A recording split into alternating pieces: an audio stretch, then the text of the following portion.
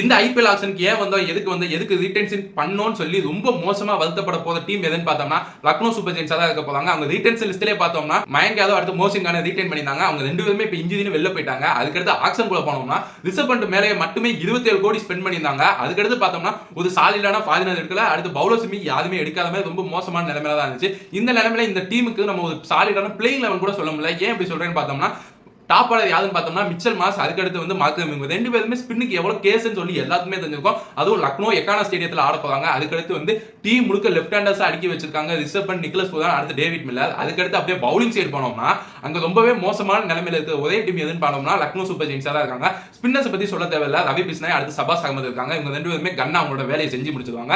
அதுக்கடுத்து fast bowling போனோம்னா ஒரு ஜென்யூனான ஃபாரின் ஃபாஸ்ட் பவுலர் இல்ல, சமால் ஜோசப் மட்டும் தான் இருக்காரு. அதுக்கடுத்து அவங்க நம்பி எடுத்த பிளேயர்ஸா இருக்க மயங்க் யாதவ் 11 கோடி கொடுத்து எடுத்தாங்க. மோசின் கான் 4 கோடிக்கு ரீடைன் பண்ணாங்க. அதுக்கு ஆவேஸ் கானையுமே 10 கோடிக்கு மேல எடுத்தாங்க. ஆனா இந்த மூணு ஃபாஸ்ட் பவுலர்ஸ்க்குமே இப்போதைக்கு இன்ஜுரி ஸ்கேர்ல இருக்காங்க. கண்டிப்பா அவங்க ஆட மாட்டாங்க, நல்லாவே தெரிஞ்சு போச்சு. அதுக்கடுத்து அவங்க ரீப்ளேஸ்மெண்டா யாரை கூட்டிட்டு வரலாம்னு பார்த்தோம்னா சர்துல் தாக்கூர், அடுத்து சிவம் மாவி தான் கூட்டிட்டு வரப்பாங்க. இந்த டீம் ரொம்பவே மோசமான நிலைமையில இருக்குன்னு தான் எனக்கு சொல்ல தோணுது. இப்போதைக்கு அந்த டீம்ல ஒரு பிரேக் ஸ்பாட் என்னன்னு பார்த்தோம்னா ரிஷப் பண்ட கேப்டனா போட்டிருக்காங்க. கண்டிப்பா ரிஷப் பண்ட் ஏதாவது டொமஸ்டிக் பிளேயர்ஸ் வச்சு கண்டிப்பா இந்த டீமை ஃபில் இன் பண்ண தான் பார்ப்பாதுன்னு எனக்கு தோணுது. இந்த டீம் கடைசி 3 இடத்தை தாண்டி மேல போயிடுச்சுன்னா ரொம்பவே சர்ப்ரைசிங் விஷயமா இருக்கும். இந்த நிலைமையில லக்னோ சூப்பர் ஜெயின்ஸ் டீம் கண்டிப்பா பிளே ஆஃப் குவாலிஃபை ஆக மாட்டான்னு எனக்கு முழு நம்பிக்கை இருக்கு. ஏன் அப்படி சொல்றேன்னு பார்த்தோம்னா அந்த டீம்ல பேட்டிங், பவுலிங், அதுக்கடுத்து வந்து அந்த டீம்ல இருக்க மேனேஜ்மெண்ட் ரொம்பவே மோசமான நிலைமையில இருக்குன்னு தான் எனக்கு சொல்ல தோணுது.